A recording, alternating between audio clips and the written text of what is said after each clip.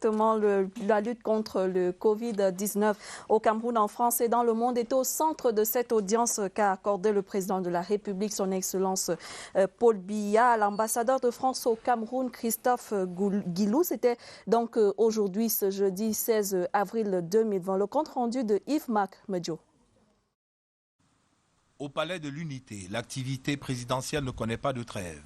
Et sur l'audience du président de la République, Paul Biya, ce jeudi 16 avril 2020, un rendez-vous avec l'ambassadeur de la République française en République du Cameroun, son Excellence Christophe Guilou.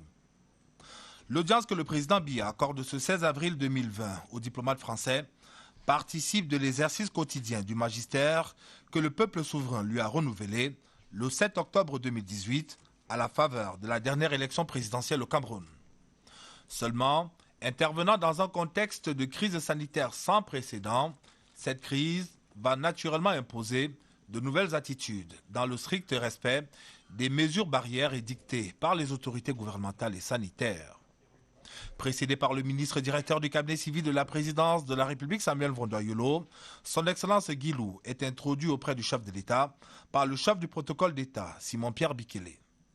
Son Excellence Christophe Guilou, ambassadeur de France. Bonjour, Monsieur le Président. Rayonnant d'assurance, le président de la République accueille son hôte du jour dans la plus grande cordialité. C'est bien la preuve que le lien entre Paris et Yaoundé, au-delà des vicissitudes du quotidien, reste très étroit. À l'issue d'une soixantaine de minutes d'échange avec le président Biya, l'ambassadeur de France dans notre pays va regagner le perron, porteur d'une série de bonnes nouvelles.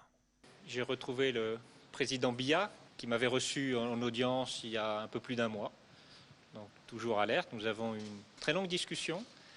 Je lui ai donc rappelé les efforts qui ont été mentionnés par le président de la République, Emmanuel Macron.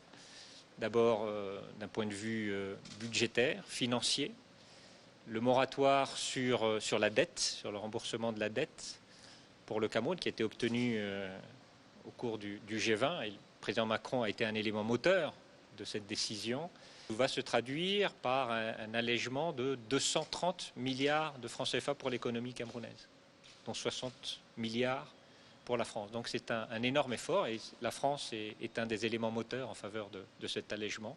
Au-delà de ce bol d'oxygène que Paris vient ainsi d'apporter à notre pays dans le contexte de cette pandémie, le président Biya tient par ailleurs à exprimer sa gratitude à la France pour le soutien déterminant que ses équipes de chercheurs apportent dans la lutte contre la pandémie du Covid-19 au Cameroun.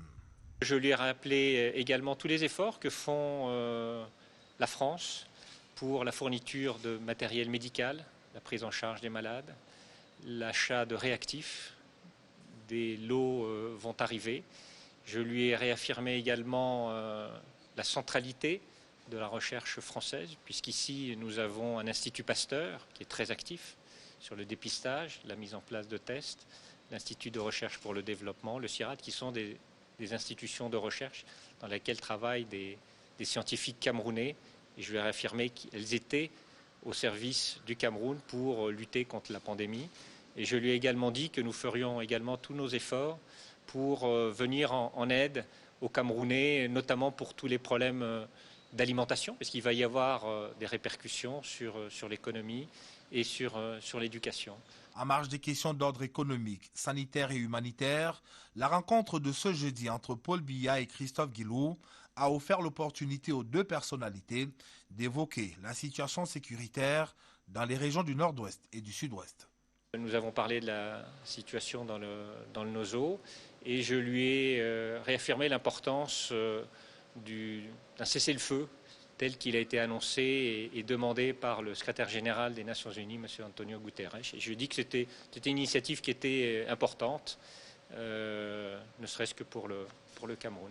L'audience de ce jeudi a une fois encore donné à voir un Paul Biya résolument à la manœuvre, arc-bouté sur l'essentiel, à savoir la recherche du mieux-être pour ses compatriotes.